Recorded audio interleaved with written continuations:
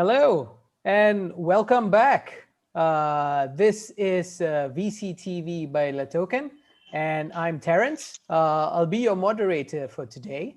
And on our panel today, we have Rishabh and Gary. Now, some of you may have seen them on our panel, but again, they are featured prominently throughout various platforms as well. And we would love to hear them speak today and give their thoughts on the current topic that we're going to cover today. So it's going to be investments and pivots on esports and fitness in particular. So I think before we begin, it's only customary if we go around and have them introduce themselves.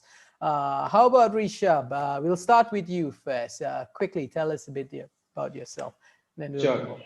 sure. Thank you, Terence, for having me here on this platform and discussion. It's a great platform. It's a great discussion. I mean, I really look forward to all the discussions that we have on BCTV. And pleasure to meet you, Gary, again. It's great to be with you and have a discussion on the upcoming trends in the blockchain industry.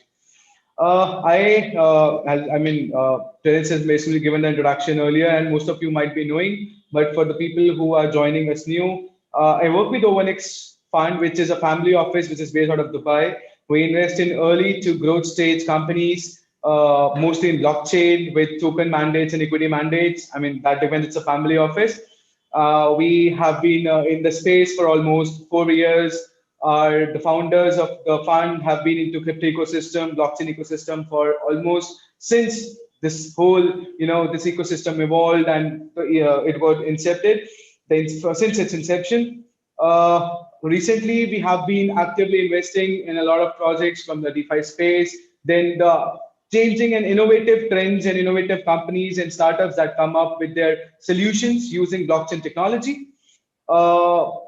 We have been working with a lot of acceleration programs. TDFi acceleration program is one of our latest partner program where we are working with them to invest in early stage companies, then to help them in scaling up, providing them legal support, compliance support, and then what the necessary help and the necessary requirements of a startup to scale up their operations globally, then to get them the required funding, the team expansion, the operation setup, and a lot of other things which we can discuss during the course of the webinar. So yeah, I mean, I'm really excited to be a part of this, especially this topic, because esports and fitness, both of these industries are disrupting. And with Corona, with COVID-19, we have seen the growth, dramatic rise in the number of viewers, the users. We have seen how esports industry has actually outshone even the traditional gaming, traditional games. Even I was recently reading an article where it said that the esports industry is much more valued, or maybe had more revenue than the NBA finals, which is itself a great accomplishment. And similarly, fitness industry, again, a disruptive model to be in blockchain. So yeah, I'm really looking forward to this session, and thank you for having me here. Great. Thank you for that, Rishabh. Hi, Gary. It's the mornings for you. Yes, absolutely. Thank you for joining I feel us. like I should get up with the roosters, you know what I mean? Cock-a-doodle-doo. Tell us a bit about yourself, Gary, for our new viewers out there.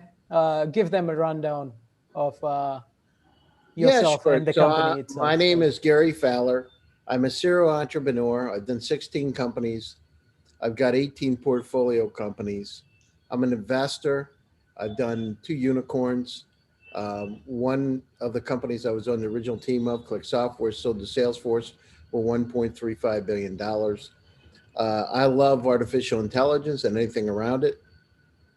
I'm very interested in the application of AI across multiple vertical markets. In fact, I just wrote an article today on quantum computing and blockchain. I'm very interested in where the future is.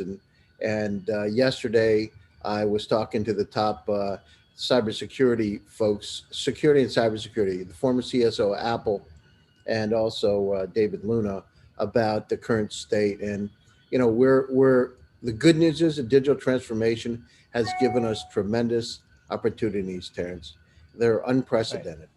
Pfizer just announced this week that they have a vaccine that is 90% effective against COVID, which Mhm. is going to change things. If you look at Peloton, oh, I mean, it's been a roller coaster up and down with some of the, even Zoom.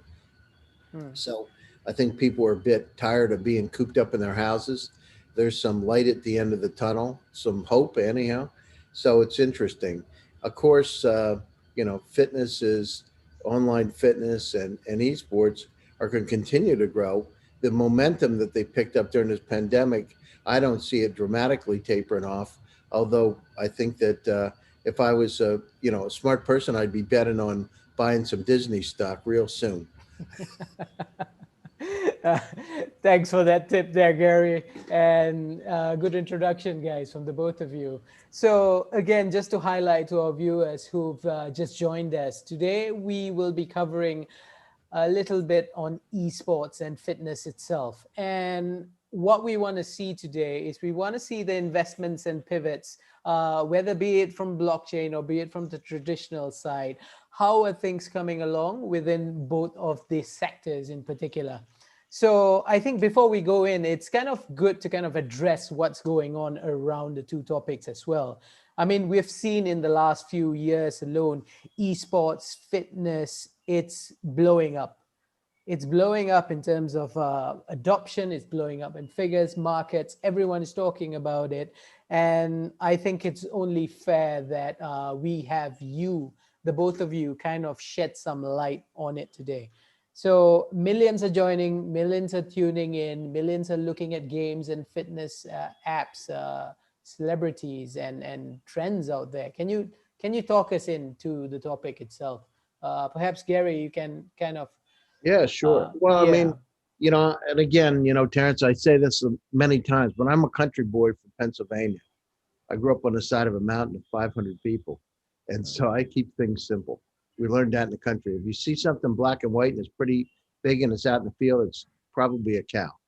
And maybe it's a horse, but it's most probably a cow. So keep it simple. So let's look at where we are today. Right. Of course, esports was burgeoning even before the pandemic, Mm. and online fitness was also increasing. But look at where we are today.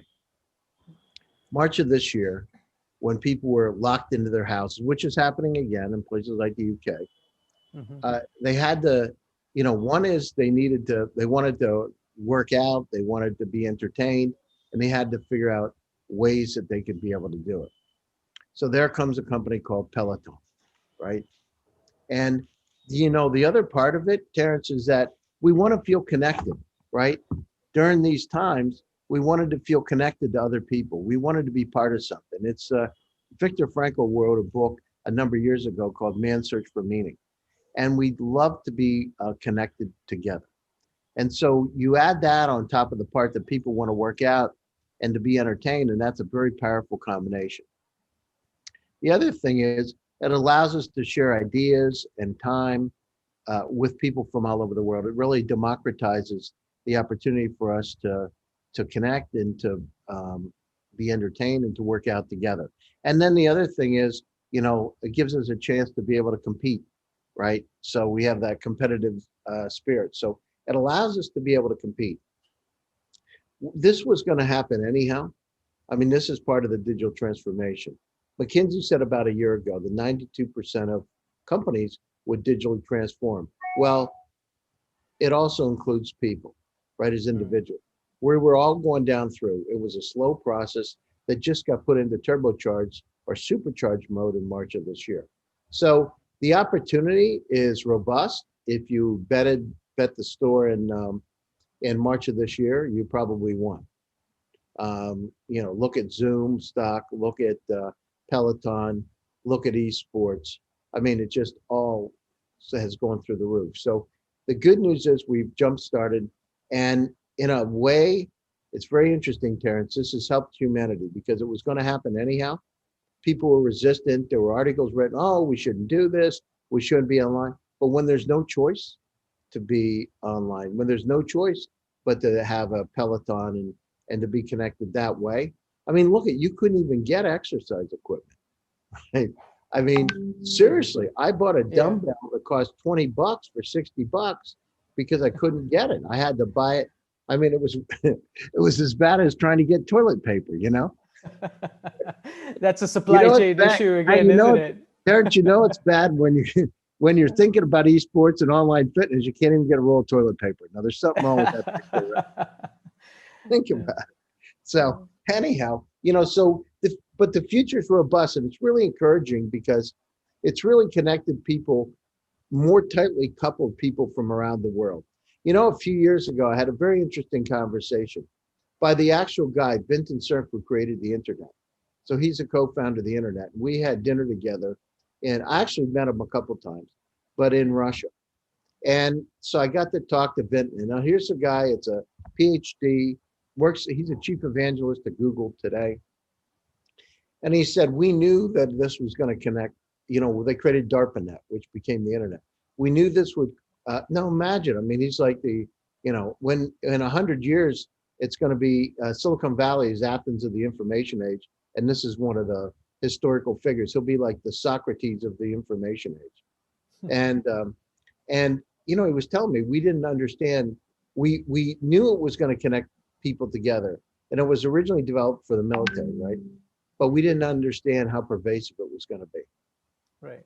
when they built it. Now look at where that's changed us, right? I remember in the early 90s, I was doing a project with Sun Microsystems at the beginning of the internet, the World Wide Web. And look at where we've come today. It's just incredible. And so this opportunity is robust. Of course, we've got to change the feed. 5G and now 6G is going to have a dramatic impact because people can do it from anywhere, whenever they want. And also, sensors and that kind of thing. So if you've got a bike and it's connected, it's a Peloton, and it's somehow connected to the web, imagine having the capability to have it anywhere wirelessly, wherever you want. You could be outside pretending you're riding your bike down the road, And so I think there's all kinds of it's very interesting. Right. And, I'm encouraged that we've now had the connection, capabilities, we've now got the desire, and we've now got the technology at the right time and speed to be able to really make this stuff happen. And it's a good time, and it's still a good time for the startups, but be careful you don't get into the dead man zone. And by that I mean, or the death valley. You hit this market at the wrong time. The vaccine's coming up and people are jubilant because they finally get to be outside again. And so all those stocks drop for a while. They'll go back, but just be careful. Yeah, you're right there, Gary. But then again, if we look at the numbers itself, now I've been looking around as well, and I'm noticing CAGR numbers at the high teens, even going up to the 20s with esports, with fitness itself. I mean, Rishabh, perhaps you can kind of talk us through what would an investor look at? Are you focusing on those market numbers, or are you looking at the industry in a different way? Can you tell us a bit more, Rishabh? Sure. So, as Gary rightly mentioned about the fact that as soon as this Pfizer news came out about that vaccines being 90% effective, Zoom founder lost I think somewhere around $5 billion, and the stocks fell down by I think 17% or something. And the only reason is because people will get a chance as soon as they get a chance to move out of their homes and go out, they will run and jump. They have been inside their homes almost 8 to 9 months now, and that's might not be a very good time. But again, the numbers say things differently, and as we see that, as you said, around 20% growth of a CAGR growth in the esports industry from somewhere around which projects that by 2022 the market would be esports market would be in the range of $2 billion, which is a good number, and which is something, a disruptive industry like esports, which recently it's a nascent, it's a very nascent industry still, and it's not something that has been there for a lot of decades or something, and the adoption has been dramatic and exponential. And definitely we as investors have been looking at startups and ventures that are providing some disruptive solutions. But for that, I mean, a lot of blockchain application. When it comes to about applying blockchain to an industry, you need to really understand the problem statement. So I'll just mention a couple of problems that the esports industry face, and that's where we look at if a startup is able to solve that problem and comes up with a solution that is providing a solution that comes up with a solution that is actually focusing on that problem itself, then definitely, I mean, we would be looking forward to have a word with them and to definitely work with them. So, I mean, one of the major issues that blockchain plans to solve or intends to solve is bringing in transparency and trust. There are let's talk about the stakeholders that are involved in esports. Stakeholders like media sponsors, then players. The players don't get recognition. Let's talk about the gaming industry. We know the players of cricket by we know the names. We know who represent us, who is representing which country, who is playing in which league. We know about the soccer leagues. We know about the basketball leagues. But when it comes to esports, I mean, do we actually know, or do we know the names of those players who are playing there? I mean, unless until they have their own YouTube channels or their own streaming platforms, we don't know them. There is not a level playing field for them, and this is where blockchain can actually solve a problem. So there is a company called venture called eByte, which is building a platform for bringing all these people together. They have been trying to disrupt it. They have been trying to make it more transparent. But again, the adoption needs to be adoption needs to be there for this platform to flourish. And so with so many scams coming up, it becomes really important for a venture to flourish and to scale, to give a real solution, not look at the quick side of it. So, for example, if you're building a platform which is using blockchain to solve the esports industry problem, you should take into consideration the short-term changes that are going to take place with the lockdown with the lockdown situation being under control, with people going back to work, with the social life again coming out. So you need to look at those constraints as well, and to build a solution that is a long scalable solution and a long-term sustainable solution. Some of the other challenges is, for example, we don't have a platform. If you look at the esports industry, I mean, I will talk about the esports industry first, and then later on we can talk about the fitness one. But even if you look at the esports industry, you don't have a platform where you can go and make your investments. You do not have a platform for where okay, this venture is coming up and is trying to give the solution to the world, and you as an investor can go and check out their details. I was just Googling when I read about your email 30 minutes back, where you mentioned about few of the points that we can discuss. I was just, I started my Google search and said, okay, top 10 esports project, just for curiosity. And I was surprised. We don't have a Medium article that mentions top 10 projects that are working on esports. So that means that there are not as many solutions as there are for other industry in the using blockchain. You talk about payment systems, you talk about transactions, you talk about decentralized finance. You will see lists of startups that are there who are working on these problem statements. But you talk about blockchain games or blockchain on esports, and you find a couple of them. And that means that because of the lack of adoption and because of the lack of awareness about the industry, using blockchain to disrupt esports is, for example, let's talk about CryptoKitties. I'm sure you must be remember you might be knowing about CryptoKitties back in 2017. It created such a hype that the highest price of a kitty was somewhere around $170,000. I'm not sure about the number, but it was somewhere in this range. And it was built on Ethereum, and there was a time when Ethereum crashed because of CryptoKitties. The transactions grew so much, and that's the kind of scalability that one particular startup was able to achieve. And all of these points, when you narrow it down and you look at you put all these into perspective, the one thing which I, as an investor working for an investment firm, would like to see is a sustainable and a robust solution to the problems of transparency, trust, and then giving the right payments to the right stakeholders, not and eliminating the middlemen. This is exactly what blockchain is doing, right? Eliminating the Hmm. middlemen, distributing the payments in a very fair manner.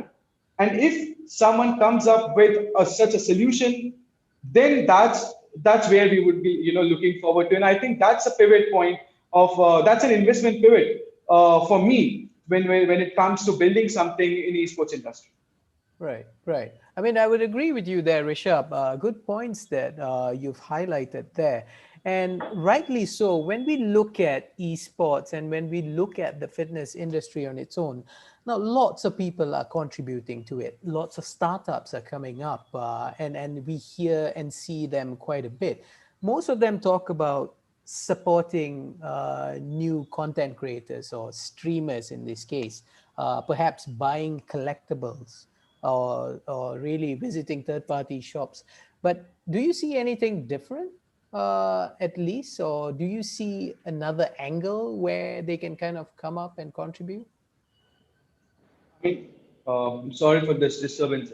If something happened outside. Yeah. So yeah, I mean, you're correct. We are very rightly pointed out to the fact that if you look at all of these ventures, and if you look at from a perspective that what they're exactly doing, so they are in a kind of providing a platform where, in a transparent manner, you are just able to buy some collectibles or get some distributing the content, or maybe trying to do something which is related to the payment industry or doing the secure transactions, which is already an existing solution. So you're just integrating another solution in an industry to kind of provide a different shape to it and angle to it. But there is still a huge scope for one angle, which I think is there are so many stakeholders involved in this industry, be it the fitness one or the esports industry, and if a venture is able to actually address the problems that are challenges that are faced by these stakeholders. For example, if I'm a game organizer, right? If I'm an esports game organizer, which is organizing Dota for that matter, being the highest prize money esport game that is being played around the world, and I'm sure I was shocked with the number of users growth. I mean, just going off the topic, but when I was reading about Dota, the users, the number growth in users was from 170 million to 297 million in 3 years. I mean, that's almost a 50% growth in almost 3 years, and that's a great achievement.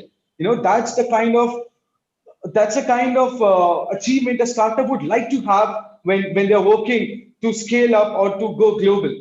And so coming back to the problem statement that you put up on the table, that what other angles? So this is one angle which I see, that when you talk about all these stakeholders, if a venture or if a startup can use blockchain to rightly and fairly distribute the payments, the prices, the rewards, and loyalties among all these stakeholders, that would make it a fairly transparent industry and encourage and make it a level playing field.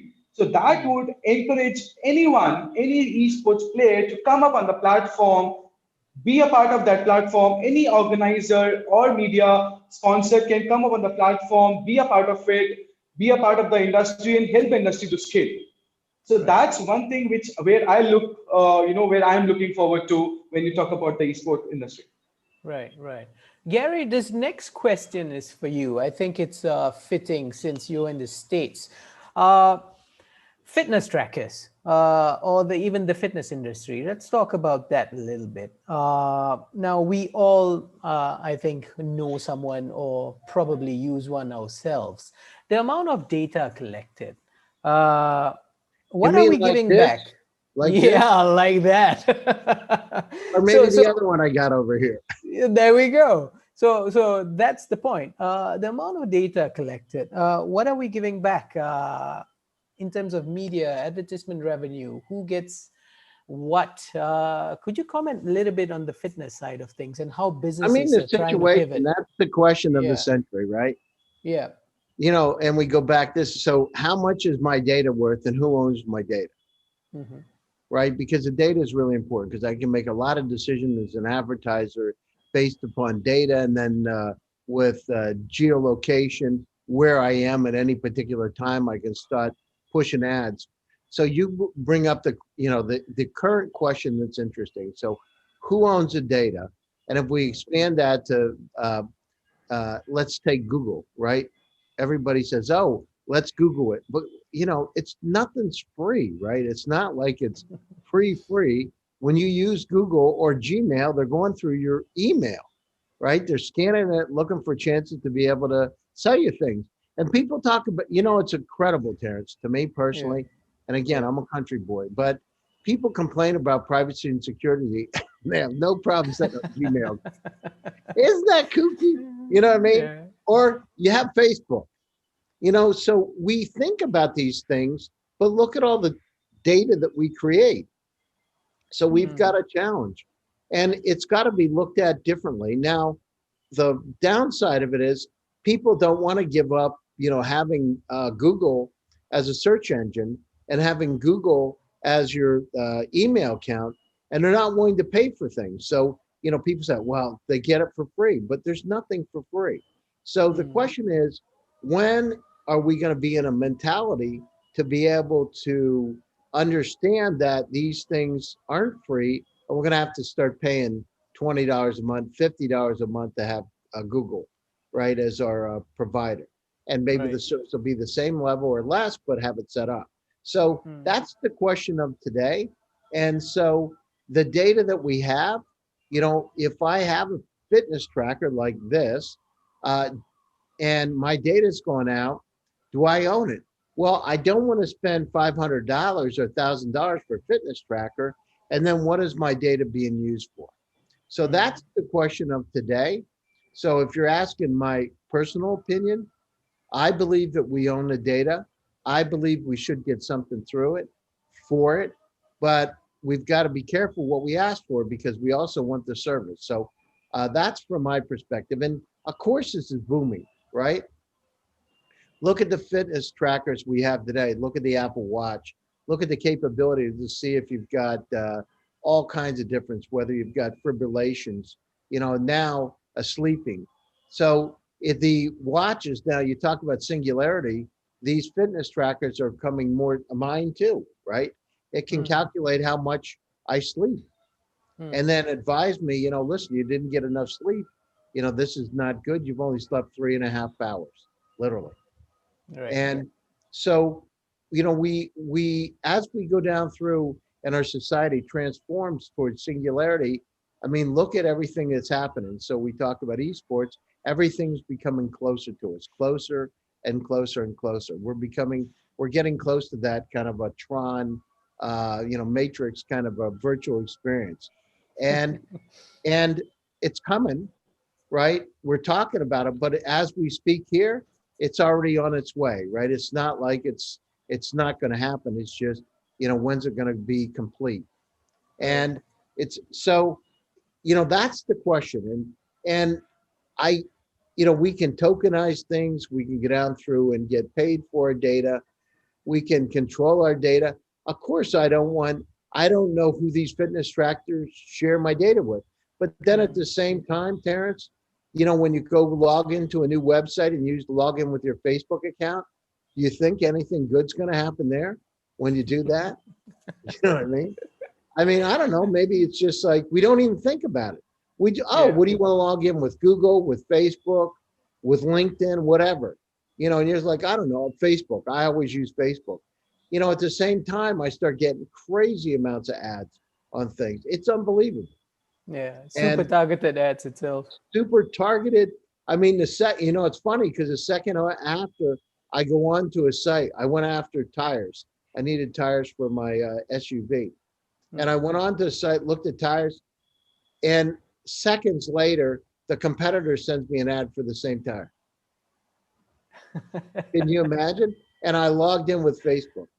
I Right. think it was Facebook, but it was crazy. And so, on one side of it, I like it because it gives me a chance. I don't have to think about buying things. I do get good deals presented to me, Right.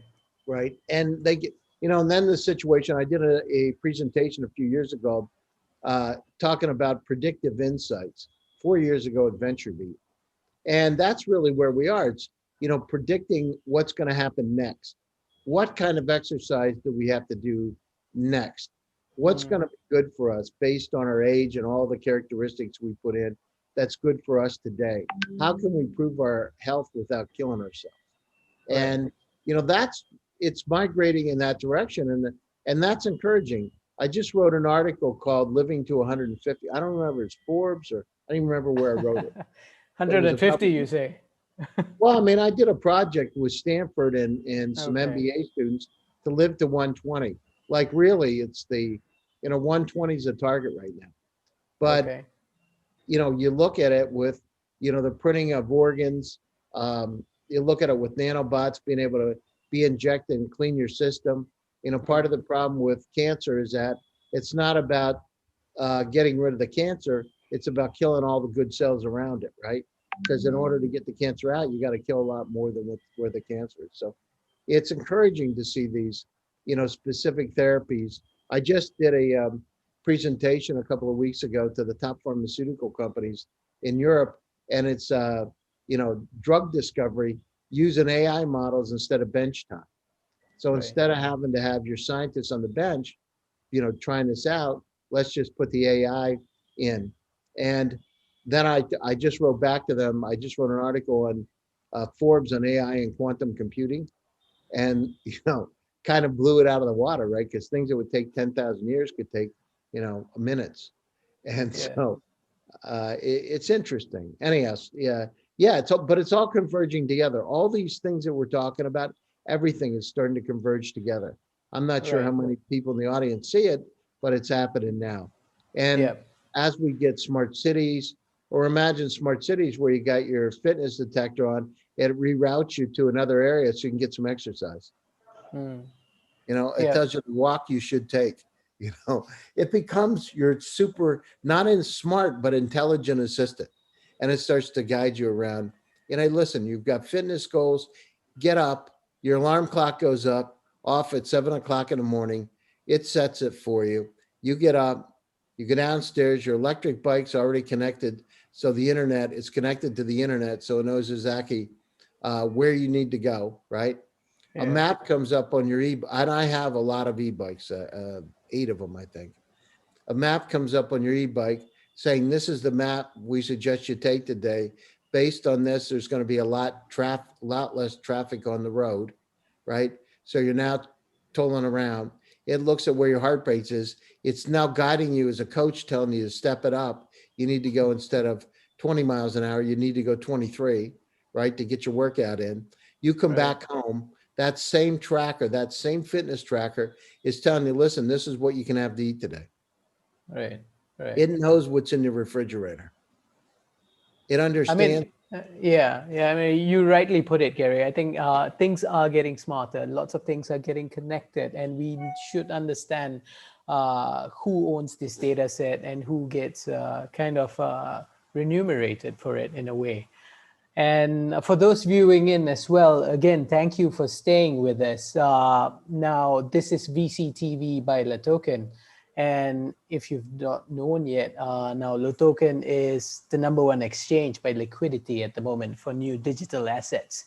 So if you are an entrepreneur and if you're looking at securing funding or understanding the angel investors or the investors' point of view, I think this is the platform for you. Because on today's show, we have Rishabh and Gary, who's talking about the environment within esports and within the fitness industry itself. But just for the benefit of those aspiring entrepreneurs and those with their digital tokens or aspiring business models out there, tell us at the moment, guys, is the money still flowing? And where is the focus at the moment? Just give us a general sweep of things. I mean, from an investor's point of view. Perhaps, Gary, you can comment first. Yeah, I mean, the money is flowing if you know how to get out to those investors. And the pandemic has put up a special obstacle. And the obstacle is, typically investors invest in people they know, right? People Yeah. they shake hands with and meet and have coffee with or drink or whatever. So that's the way they invest. It's all been very, they want to get to know you. And so you got, a couple lunches together in Silicon Valley, you go to Hobie's or someplace like that and have breakfast and chat. So that's how they get to know you. This has created a whole different environment. And, I talked about there's a model in terms of this current world order. How has it changed? Well, you need to have intergenerational teams. And why do you need that? So if you got the 20-year-olds, you want people that are 50 or 40 or 60 that have the experience, because why? They have trust and contacts and their track record. And today it's critically important, because when you go in to an investor and you talk, or you get online and talk to an investor, they start trying to figure out who you know, right? And what have you done? Have you had a unicorn? If you got a unicorn, it surely helps, right? And Definitely. so that's how the money is flowing. People have been stunned, Terrence, during this pandemic. I've never seen anything like, well, I can't say that. I've been in some situations that have been interesting over the years. I was in Russia when the ruble crashed, and I saw how people reacted there. So I've been in some situations that have been where the value of the currency went down 50%, and people were buying televisions in stores because they were afraid of losing their money, and it was pegged at the old price. I personally did it. I bought some Omega watches, right, myself. So, but those kind of circumstances, where we are, people have been shocked like that. And they held on to their money because they didn't know what to do. The other thing is, pre-Series A today, it's pretty hard to get a pre-Series A because you don't have a track record for the most part. Right. My suggestion is regionally dominate. That means in your particular region, have a track record and show that you can get revenue. Because the VCs, it makes a whole lot easier decision that they understand that your team works well, you've got product market fit, you've got your MVP and it's proven in the market. And most importantly, customers are willing to pay money and buy it, right? To grab it out of your hands. So the paradigm shifted a bit. On the other hand, it's a lot easier now because the VCs are starting to free up, including ourselves, free up a bit and invest anywhere, right? They're scouting for technologies. We look for AI technologies around the world, and ones that have a chance to be a unicorn. I've been involved in 2 unicorns. Personally, I've seen them from the beginning to the, either co-founder or on the original team of companies that have demonstrated that, have done it. So there is an opportunity. And the one thing, during these challenging times, part of it is that when you're dealing with the investors, I did a TED talk, talked about POV, passion, optimism, visualization.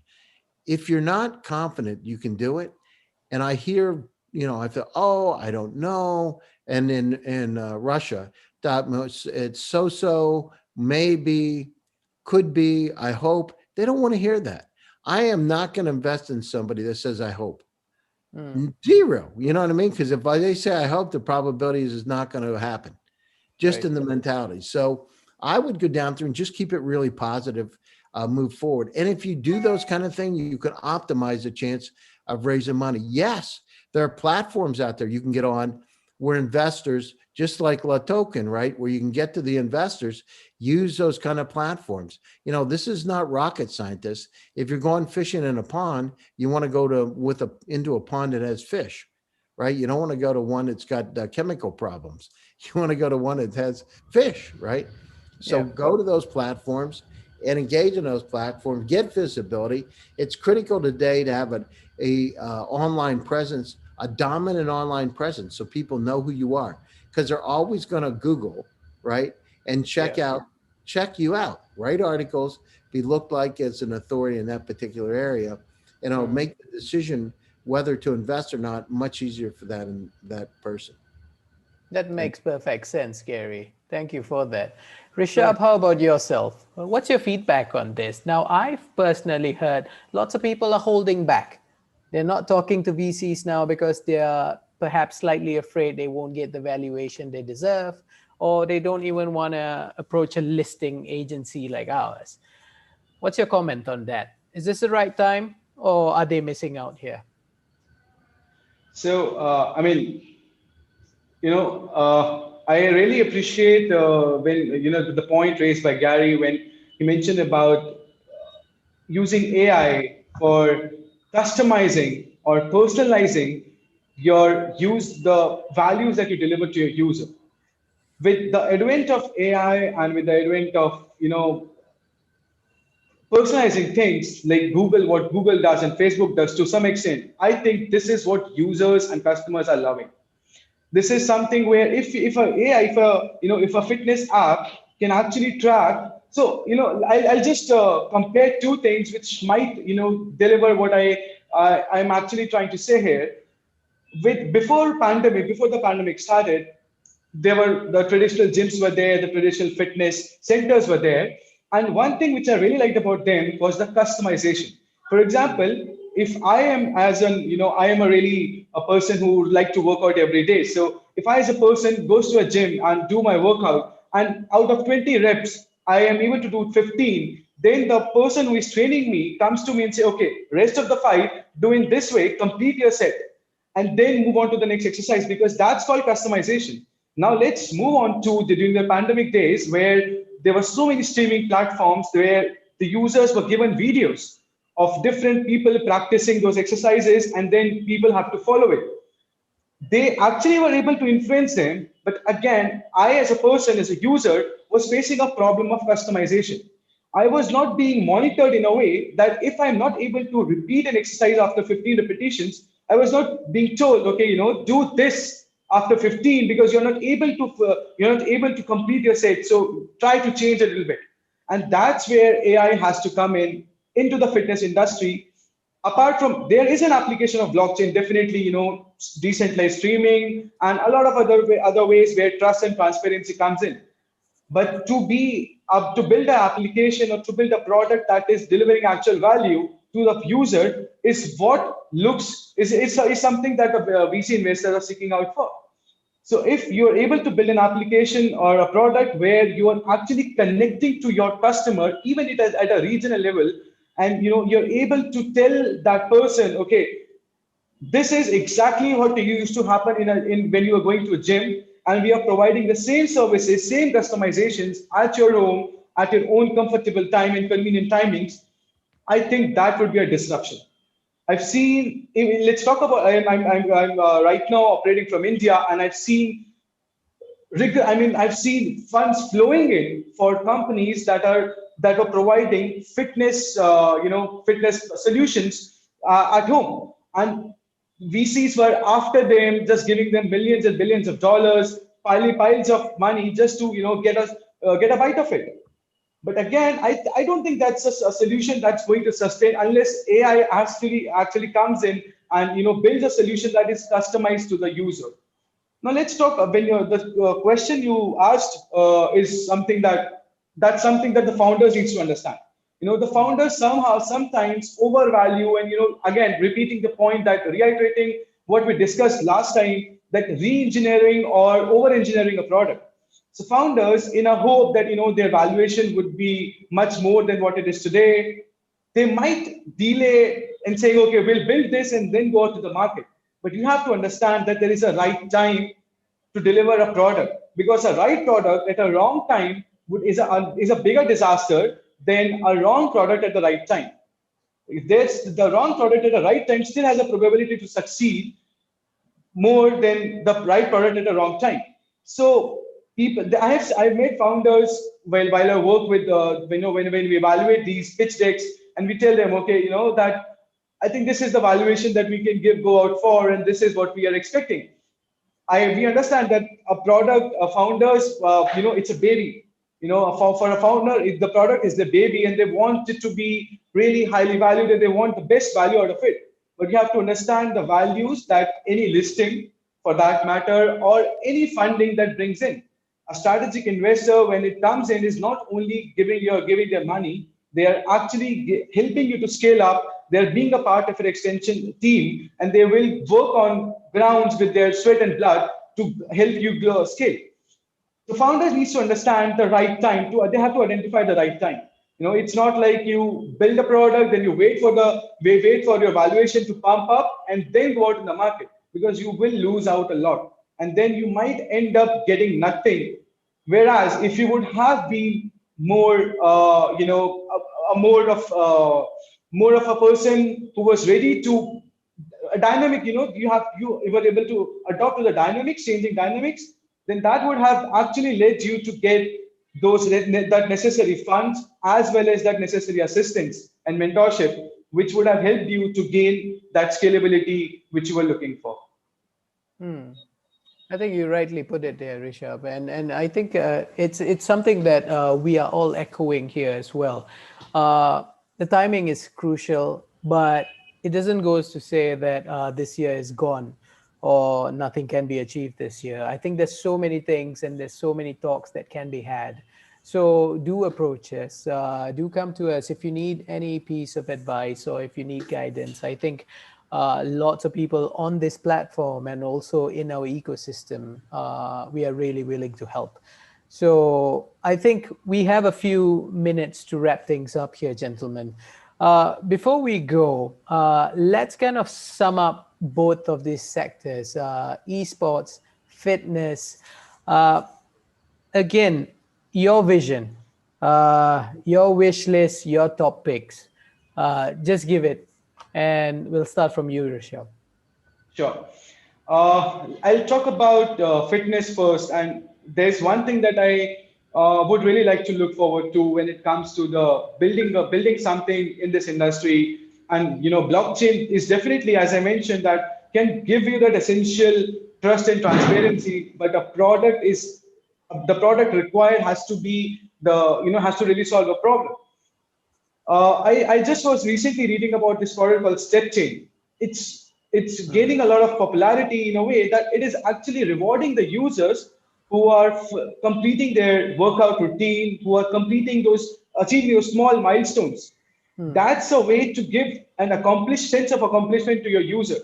If a user comes to your platform, achieves a small milestone, and then you reward them, we all know how that philosophy psychology of rewards and punishment work. And if you're rewarding your user for achieving that small milestone, that motivates him or her to come again to your platform. And that's where blockchain would come in to make this whole process into a smart contract, making it efficient and eliminating all the middlemen required or the third party authority required. Let's not even talk about payment, because that is obviously an essential part of it, and maybe that is something which is already done. So I'm not even talking about the payment, the security that blockchain brings in. But if the customization happens in a way that motivates the users to come in, that's called word of mouth marketing. That's called where that user will go out to 10 other people and tell them, use this platform. It's really rewarding, because that's what I was told when I used to work from office back to home, and my friend told me, dude, use this app. This is actually amazing. You get coins when you complete your walk. They track you through your fitness equipment, and then once you tracker and once you are able to achieve that milestone, you get certain coins, and those you can then redeem those coins, not for money, maybe for some other vouchers or something that gives you a sense of accomplishment as well as gives you something in return. And I went and told, like 10 other friends of mine, go and use this app. This is amazing. That's the point where I'm looking forward to customizing your product in a way that attracts your users and compels them to go for promoting the product. So your user becomes your marketer. That's if your product is able to achieve this key metric, then I think you are really good to go out for funding, for scalability and whatnot, and you are bound to succeed. So that's about the fitness industry. For the esport industry, I think it is going tremendously well. There are companies like Dream Team raised $6 million in the token sale in the phase one, 250,000 users in 3 months. 3 months and 250,000 users and a 26% of weekly growth. That's amazing performance. When you are at certain early stage and you're able to achieve this kind of growth in your region, then that means you have done your MVP, you have done your research, and you exactly know what to deliver for that industry. So Right. for esport industry, that's where it comes in, that the solution should cater to all these stakeholders, should make a level playing field where anyone and everyone can come on the platform, use it, be a participation, participate in it, and then earn from that platform, maybe contribute towards its success. And that's where I look the esports industry. Right. That's great. Thank you for that, Rishabh. It's a very important point to bring up and a great example there as well. I think, Gary, what about yourself? Final words from you with Yeah, regards to sure. the two topics that we're talking about here. I mean, the situation, these are exciting times, Terrence. And I mean, it's unprecedented. I would be careful, you know, so companies that want to get funded that have these incredible technologies, my suggestion was in fitness or esports, I suggest you get out now, because if we hit that trough where the market goes down because of it's not because the opportunity is not there. It's just because people are so sick of staying inside. They're going to be focused on, you know, Disney stock, and I'm not a Disney shareholder, but things like that, you know, fun outdoor kind of activity, Right. motorcycles maybe. But Mm. so I would, you just want to be a little bit careful, do it sooner than later. This is going to go up. These integrated activities, esports and fitness, it's going to continue to grow. What is it? It's 30% per year, I think, in esports by over till the year 2026. So I mean, the Mm. growth is going to be there. Don't give up. Don't go down. It's not going to stay down if it goes down because the pandemic has shifted. Invest in it, look at it, focus on it. The same thing with the fitness. I mean, we know these fitness trackers are turning into like remote, you know, patient monitoring devices. They're doing all kinds of things. They're going to help Right. guide us. They're becoming fitness coaches and fitness assistants. And that's happening. This evolution is happening today. It's going to continue. So those companies out there that understand how to get their applications on the Apple Watches of the world or the fitness trackers that can, have a profound impact should do it sooner than later. And the other Mm. thing is people want to compete with one another. And I'm just giving some ideas. Imagine if you've got the watch or you've got the computer on a bike that can be integrated together so you can compete with somebody virtually that's riding their bike at the same time that you are. And the Right. bike is saying, go faster, slow down. And it's based on your own data. So it's coaching you while you're riding. That's really cool. So Yes. Yes. anybody out there with those kind of uh, uh, programs or hardware, give us a call. I'd be happy. They can reach me, Gary Fowler, on LinkedIn, also Twitter.